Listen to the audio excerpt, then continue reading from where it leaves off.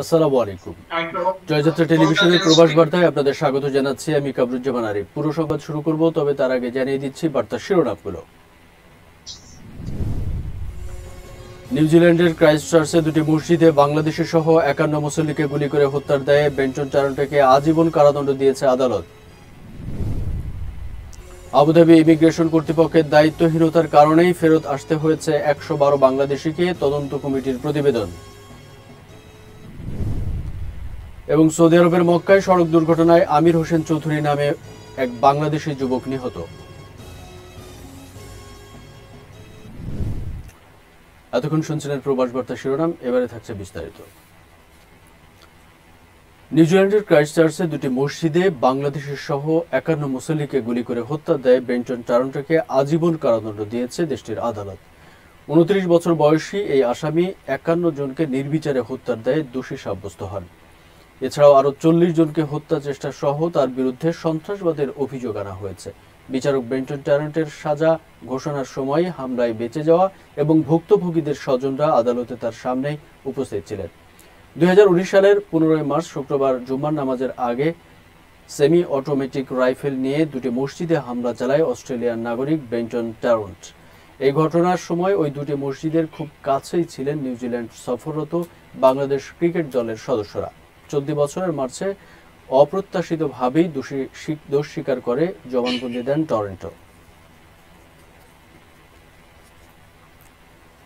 Abu Dhabi immigration কর্তৃপক্ষের দায়িত্বহীনতার কারণেই ফেরত আসতে হয় ১১২ বাংলাদেশিকে। তদন্ত কমিটির প্রতিবেদনের সারসংক্ষেপ প্রকাশ করে এই তথ্য জানান civil aviation chairman air vice marshal Mafidur Rahman. তিনি জানান, আবুধাবি কর্তৃপক্ষ সাধারণ অভিবাসী কর্মী প্রবেশের নীতি পরিবর্তন করলেও তা লিখিতভাবে বিমান সংস্থা বা দূতাবাসকে জানানো হয়নি। যাত্রীদের আগাম তথ্য পাঠানোর পর ইমিগ্রেশনের চূড়ান্ত ক্লিয়ারেন্স নেওয়ার ক্ষেত্রে বিমান সংস্থাগুলোর কিছু ভুল থাকলেও যাত্রী ফেরত পাঠানোর মূল কারণ আবুধাবি ইমিগ্রেশন নীতি ও কাজে অস্বচ্ছতা। এক্ষেত্রে বাংলাদেশ বিমান ও এয়ার অ্যারাবিয়া দুটি বিমান সংস্থায় আর্থিকভাবে ক্ষতিগ্রস্ত হয়েছে। কুয়েতের ইমিগ্রেশন কর্তৃপক্ষ সেপ্টেম্বরের ১ তারিখ থেকে আরও ৩ মাসের জন্য আকামার মেয়াদ বাড়ানোর ঘোষণা দিয়েছে। মঙ্গলবার স্বরাষ্ট্র মন্ত্রণালয় সূত্রে আরব টাইমস বিষয়টি নিশ্চিত করে। মানবিক কারণ ও আটকে থাকা বিভিন্ন ব্যতিক্রমী মামলার কারণে স্বরাষ্ট্র মন্ত্রণালয় ১ সেপ্টেম্বর থেকে শুরু করে ৩ মাসের জন্য আকামা এবং ভিজিট ভিসার মেয়াদ বাড়ানোর ঘোষণা দিয়েছে। স্বরাষ্ট্র মন্ত্রণালয় জানান, রেসিডেন্স পারমিট এবং মেয়াদোত্তীর্ণ ভিজিট ভিসার মেয়াদ ২ সেপ্টেম্বর থেকে ১ ডিসেম্বর পর্যন্ত বাড়িয়ে দেওয়া হবে। সরকারের এই সিদ্ধান্তকে সাধুবাদ জানিয়েছে কুয়েত প্রবাসী বাংলাদেশিরা। প্রবাসীরা বলেন, এ নিয়ে ৩ বার স্বয়ংক্রিয়ভাবে আকামার মেয়াদ বাড়িয়েছে কুয়েত সরকার। এতে করে প্রবাসী আকামাবিহীন শ্রমিকরা হতাশামুক্ত হবেন।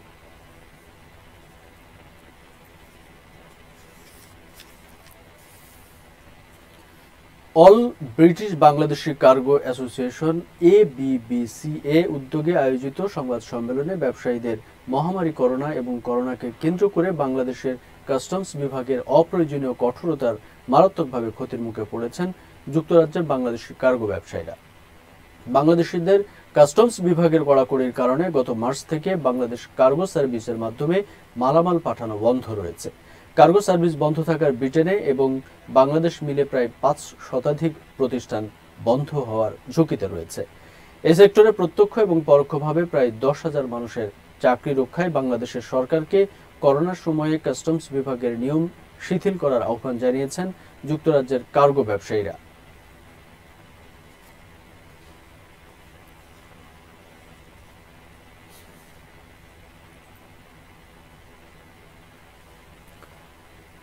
স্পেনে ২ শতাধিক বাংলাদেশি নতুন করে করোনায় আক্রান্ত হয়েছে।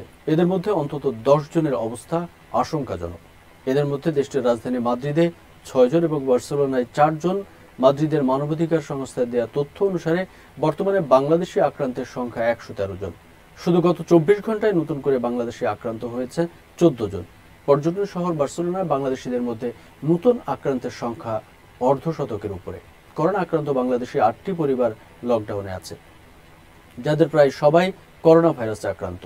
তাদের বেশিরভাগই বাসায় চিকিৎসা দিচ্ছেন। এছাড়া করোনা সংক্রমিত হয়েছেন এমন আশঙ্কায় পরীক্ষা করিয়েছেন প্রায় 2000 বাংলাদেশি।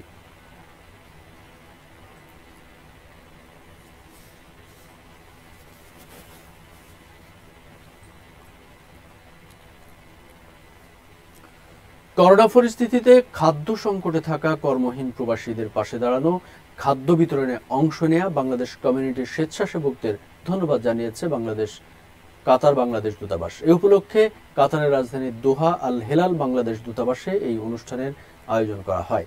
অনুষ্ঠানে সভাপতিত্ব করেন কাতারে নিযুক্ত বাংলাদেশের রাষ্ট্রদূত আসুদ আহমেদ। অনুষ্ঠান পরিচালনা করেন তৃতীয় সচিব AKM মনিরুজ্জামান চৌধুরী। অনুষ্ঠানের শুরুতে কোরআন থেকে তেলাওয়াত করেন দূতাবাসের কর্মরত কর্মী সৈয়দ আক্তার হোসেন। সভায় আলোচনা অংশ নেন দূতাবাসের প্রথম সচিব ও দূতালয় প্রধান মোহাম্মদ মাহবুবুর রহমান, কাতার বাংলাদেশ কমিউনিটির সভাপতি ইঞ্জিনিয়ার আনোয়ার হোসেন আকন, কমিউনিটির নেতা শফিকুল ইসলাম তালুকদার বাবু, অসীম উদ্দিন সহ বাংলাদেশ কমিউনিটির সিনিয়র নেতৃবৃন্দ, প্রিন্ট ও ইলেকট্রনিক মিডিয়া, গণমাধ্যম কর্মীরাও এ সময় উপস্থিত ছিলেন।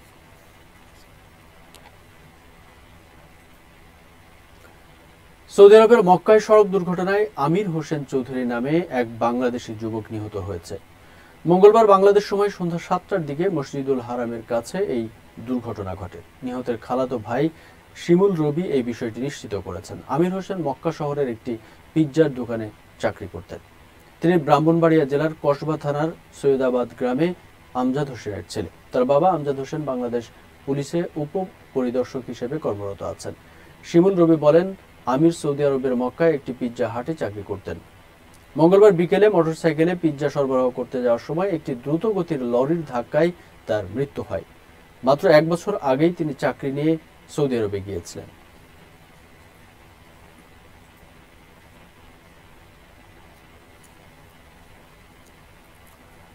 জাতির জনক বঙ্গবন্ধু শেখ মুজিবুর রহমানের 45তম শাহাদাত বার্ষিক ও জাতীয় শোক দিবস ও 21শে আগস্ট গ্রেনেড হামলা নিহতদের স্মরণে আলোচনা সভা ও দোয়া মাহফিল করেছে আওয়ামী লীগ কাতার শাখা। স্থানীয় সময় শুক্রবার রাতে কাতারের রাজধানী দোহা মাইজার এলাকায় এই আলোচনা সভা ও দোয়া মাহফিল অনুষ্ঠিত হয়। সংগঠনের সভাপতি শফিকুল ইসলাম তালুকদার বাবুর সভাপতিত্বে ও সাধারণ সম্পাদক বোরহান মোল্লার পরিচালনায় সভায় বক্তব্য রাখেন সিনিয়র সহ সভাপতি মোহাম্মদ শাহজাহান, যুগ্ম সাধারণ সম্পাদক মশিউর রহমান মিঠু, সাংগঠনিক সম্পাদক আলামিন খান, সাংগঠনিক সম্পাদক শফিকুল আলম তুতু, অর্থ সম্পাদক MA আলম, মুক্তিযুদ্ধ বিষয়ক সম্পাদক বাবু হারাধন শীল। অনুষ্ঠান শেষে বঙ্গবন্ধু শেখ মুজিবুর রহমান ও 15 আগস্ট এবং 21শে আগস্ট গ্রেনেড হামলা নিহত সকল শহীদের আত্মার মাগফিরাত কামনা করে দোয়া মোনাজাত করা হয়। সংযুক্ত আরব আমিরাতে গাড়ি নিবন্ধনের সুযোগ রয়েছে। সংযুক্ত আরব আমিরাত প্রতিনিধি ইশতিয়াক আসিফ জানান, Sharjah police commander in chief major general Saif Al Ziri Al Shamsi এই ঘোষণাটি বুধবার স্থানীয় গণমাধ্যমে প্রকাশ করেন। তবে যদি কেউ 1 বছরের জন্য গাড়ি নিবন্ধন করতে চায়, সেটাও পূর্বের ন্যায় করা যাবে। 2 বছরের নিবন্ধনের শর্ত হচ্ছে 2 বছরের ইন্স্যুরেন্স করলে পরে 2 বছরের জন্য নিবন্ধন করা যাবে। উক্ত আইনটি কার্যকর হলে যানবাহন মালিকদের জন্য অর্থ সাশ্রয় হতে পারে ধারণা করছেন আমিরাত প্রবাসী বাংলাদেশি সহ অন্যান্য দেশের প্রবাসীরাও।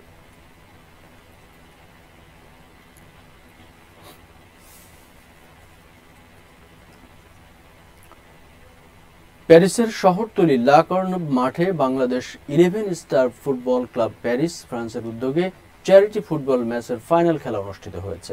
উক্ত খেলায় BFC লা কর্নভ 2-1 গোলে 11 স্টার ক্লাবকে পরাজিত করে। টুর্নামেন্টের পুরস্কার বিতরণী অনুষ্ঠানে প্রধান অতিথি হিসেবে উপস্থিত ছিলেন গোপালগঞ্জ হেল্পিং হ্যান্ডস ফ্রান্সের সভাপতি আমিনুর রহমান। এ সময় আরও উপস্থিত ছিলেন BCF সভাপতি MD নূর, মিনহা গ্রুপের chairman Hasan Shah, France Bangladesh press ক্লাবের সহ সভাপতি নাজমুল কবির। এ সময় ক্লাবের পক্ষ থেকে সকল খেলোয়াড়দের শুভেচ্ছা জানান বাংলাদেশ 11 স্টার ফুটবল ক্লাবের সভাপতি নাজিম উদ্দিন, ক্লাবের প্রধান উপদেষ্টা করিম মিয়া সহ অনেকে। এরপর 11 স্টার ফুটবল ক্লাব ফ্রান্স গত 7 বছর ধরে প্রতি বছর চ্যারিটি ফুটবল টুর্নামেন্ট আয়োজন করে অর্থ সংগ্রহ করে বাংলাদেশে অসহায় রোগীদেরকে সাহায্য করে আসছে।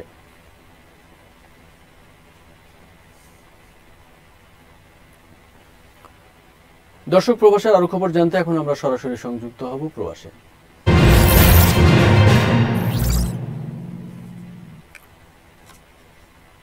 এই মুহূর্তে আমরা সংযুক্ত হব দক্ষিণ কোরিয়ায়। দক্ষিণ কোরিয়া থেকে আমাদের সাথে সংযুক্ত আছেন আমিনুল মোঘল। আমরা জানবো সেখানকার বর্তমান অবস্থা সম্পর্কে। আমিনুল মোঘল, আপনি শুনতে পাচ্ছেন আমাকে?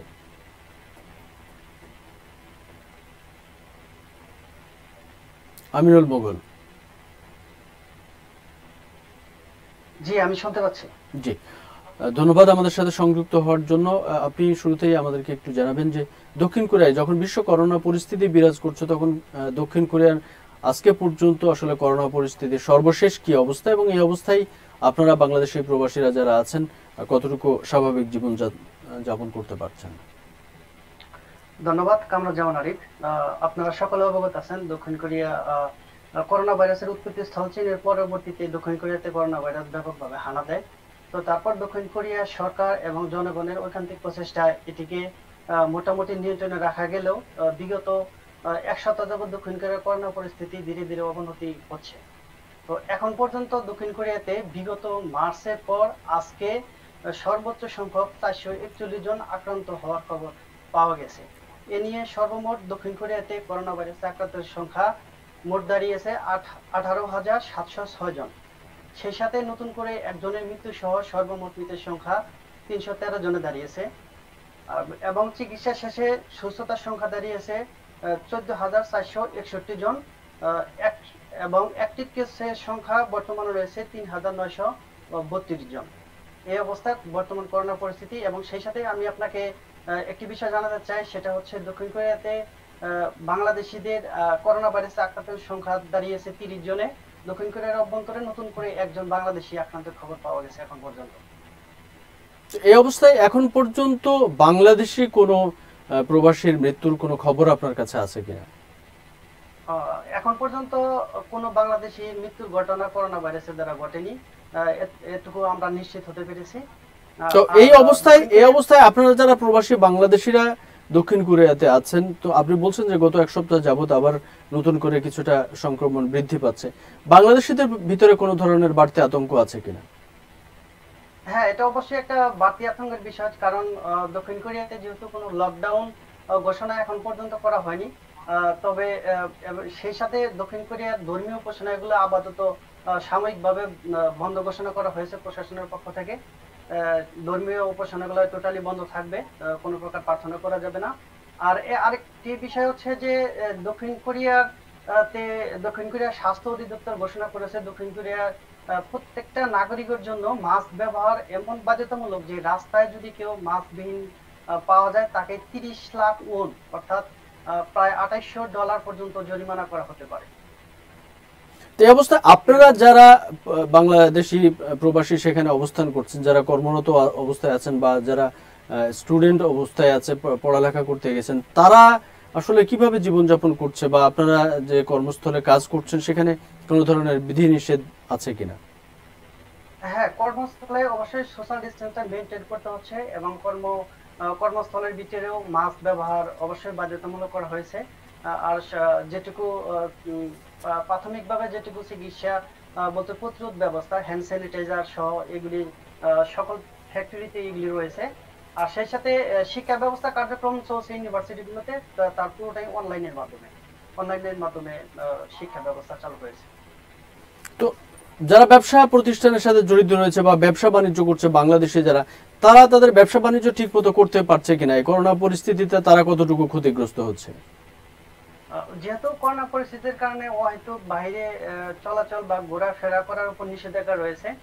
তো এক্ষেত্রে দক্ষিণ কোরিয়ার প্রত্যেকটা নাগরিক সহ যারা বিদেশি রয়েছে দক্ষিণ কোরিয়াতে অবস্থান করতেছে, তারা সকলেই দক্ষিণ কোরিয়ার আইনের প্রতি শ্রদ্ধাশীল। এই জন্য বলবো যে দক্ষিণ কোরিয়াতে যে সকল বাংলাদেশি ব্যবসায়ী প্রতিনিধিরা রয়েছেন তাদের ব্যবসায় কিছুটা মন্দা লেগেছে।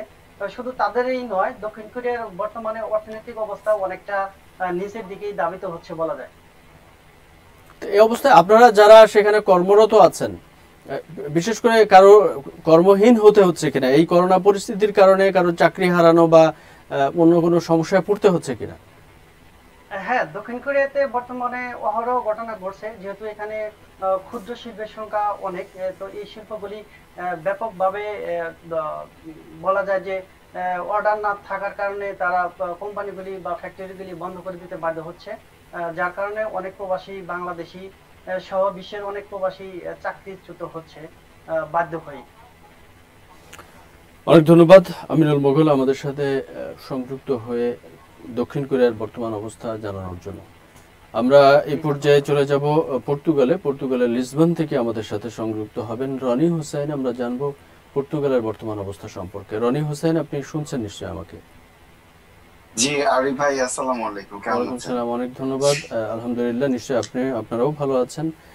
আমি আপনার কাছ থেকে জানতে চাইবো যে পর্তুগালের এখন করোনা পরিস্থিতির সর্বশেষ কি অবস্থা, যখন বিশ্বের অন্যান্য দেশগুলোতে আমরা দেখছি অনেকটা স্বাভাবিকের দিকে যাচ্ছে, অনেকটাই করোনা কাটিয়ে ওঠার চেষ্টা করছে অনেক দেশগুলোতে, তো পর্তুগালের বর্তমান অবস্থাটা যদি আপনি আমাদেরকে জানান। আবারও ধন্যবাদ আরিফ ভাই, আপনাকে এবং আপনার মাধ্যমে যারা আজকে আমাকে দেখছে সবাইকে।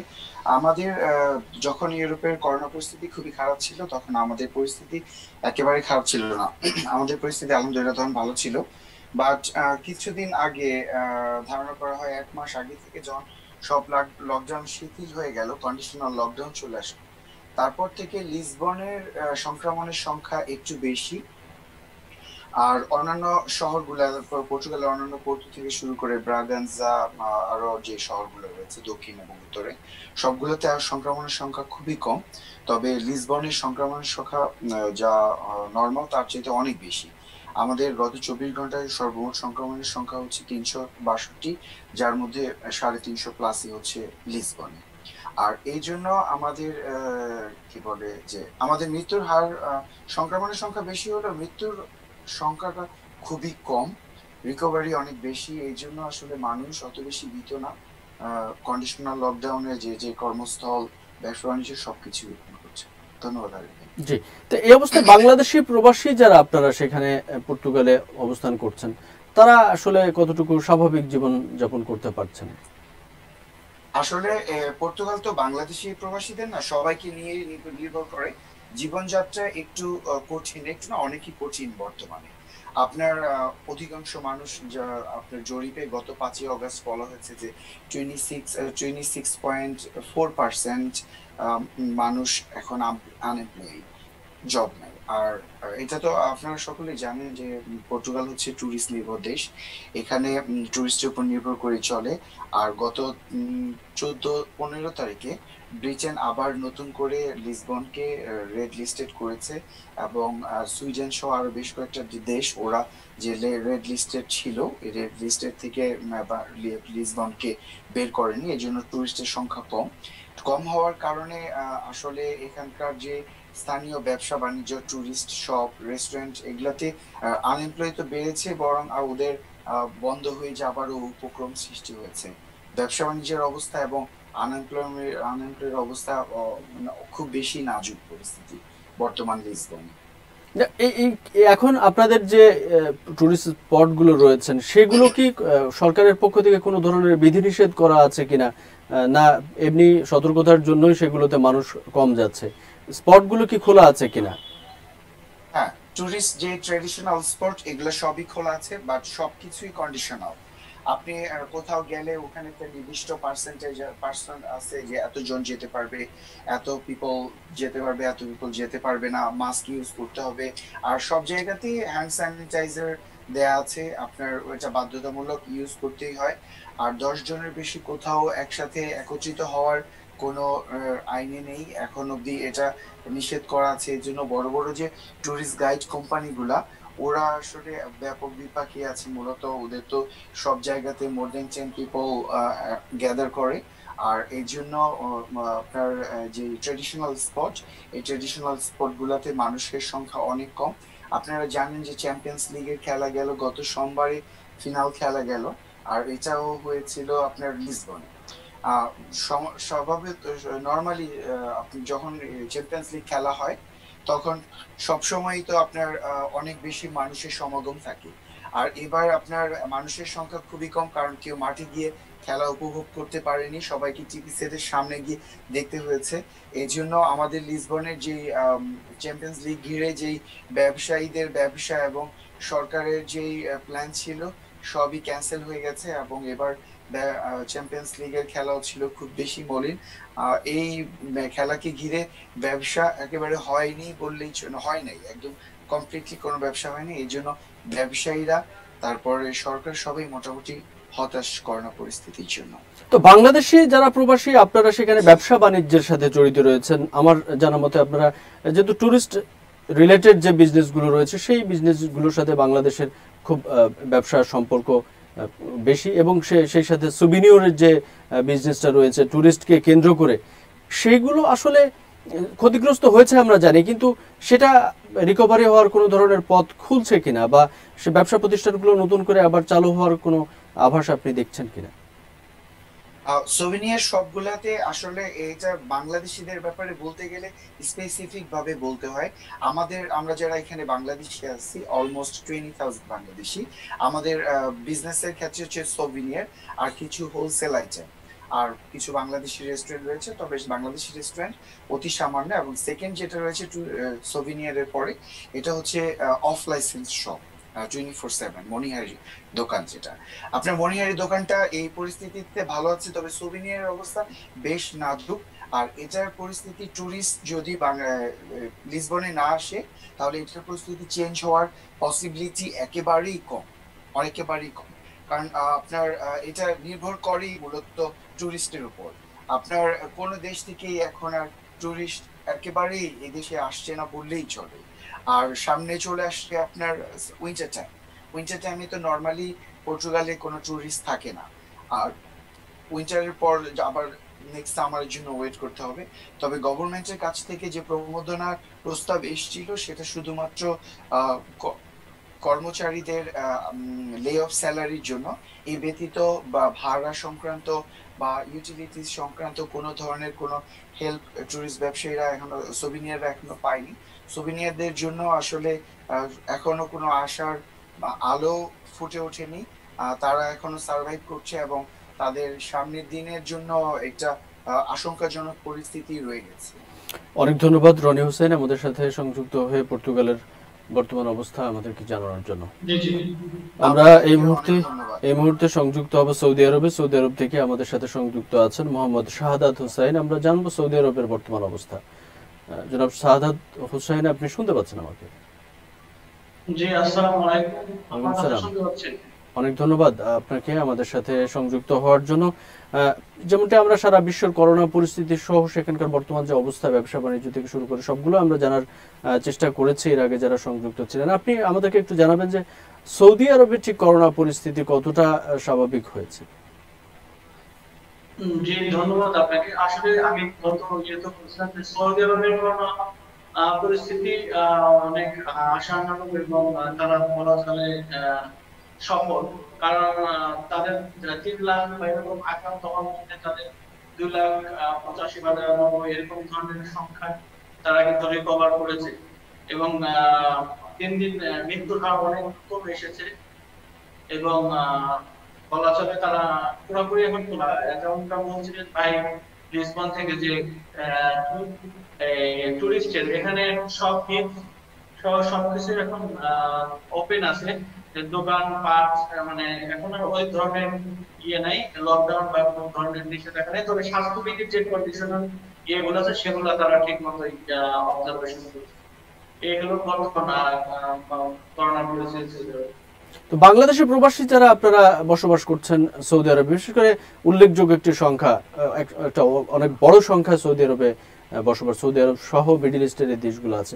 তো সৌদি আরবে যারা বসবাস করছেন তারা ব্যবসা প্রতিষ্ঠানের সাথে জড়িত রয়েছে, বা অন্যান্য যারা বিভিন্ন ধরনের কাজে আছে, বিশেষ করে কনস্ট্রাকশনের কাজের সাথে জড়িত রয়েছে বাংলাদেশিরা।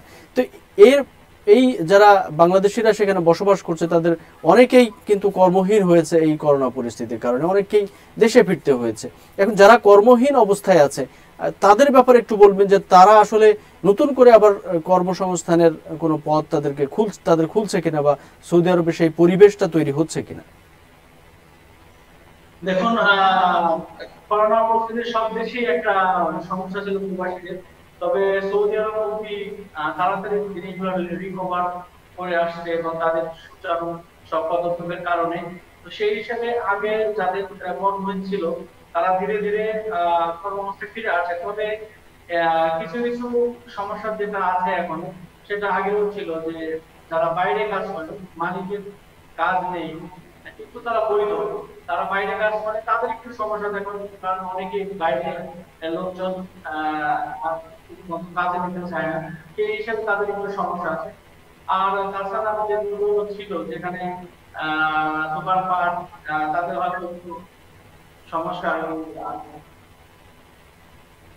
জি জি জি, এখন ব্যবসা বাণিজ্য যেগুলো বন্ধ হয়েছে, বিশেষ করে বাংলাদেশি প্রবাসীরা যে ব্যবসাগুলো, যে প্রতিষ্ঠানগুলো পরিচালনা করতো, সেগুলো নতুন করে আবার চালু হচ্ছে কিনা, বা সেই পরিবেশটা এখন তৈরি হয়েছে কিনা? বাংলাদেশের যে ব্যবসাগুলো ম্যাক্সিমাম বাংলাদেশিরা, যেমন রেস্টুরেন্ট ব্যবসা, তারপর গ্রোসারি শপ তো করোনার মধ্যেও চালু ছিল, রেস্টুরেন্টও বিভিন্ন কন্ডিশনে চালু ছিল, এখন সেগুলো চালু হচ্ছে। তাছাড়া অন্যান্য যেমন দোকানপাট সেগুলো চালু হচ্ছে। তবে আপনি হয়তো শুনে থাকবেন যে 9টি পেশায় 70% শ্রমিকীকরণের একটা ঘোষণা আসছে, সেগুলো এখন কার্যকরী, সেগুলো আসলে হয়তো আরো এইভাবে দেখা যাবে, হয়তো তাদের পেশা আরো সংকুচিত হওয়ার সম্ভাবনা আছে।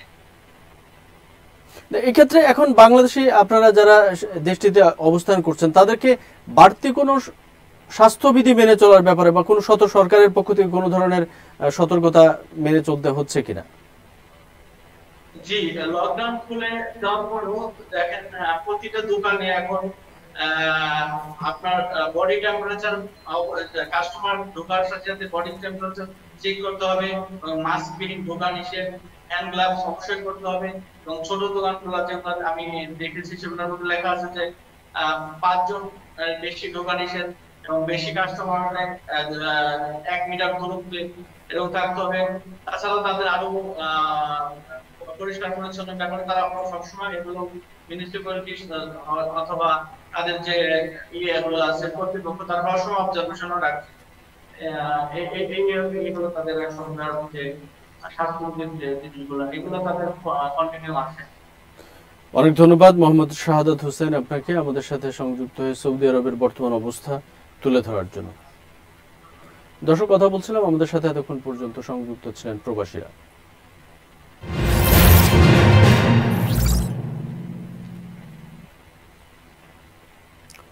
শেষ করবো আজকের প্রবাস বার্তা, তবে তার আগে জানিয়ে দিচ্ছি শিরোনামগুলো আরো একবার। নিউজিল্যান্ডের ক্রাইস্টচার্চে 2টি মসজিদে বাংলাদেশি সহ 51 মুসল্লিকে গুলি করে হত্যার দায়ে বেন্টন ট্যারন্টকে আজীবন কারাদণ্ড দিয়েছে আদালত। আবুধাবি ইমিগ্রেশন কর্তৃপক্ষের দায়িত্বহীনতার কারণেই ফেরত আসতে হয়েছে 112 বাংলাদেশিকে, তদন্ত কমিটির প্রতিবেদন। এবং সৌদি আরবের মক্কায় সড়ক দুর্ঘটনায় আমির হোসেন চৌধুরী নামে এক বাংলাদেশি যুবক নিহত।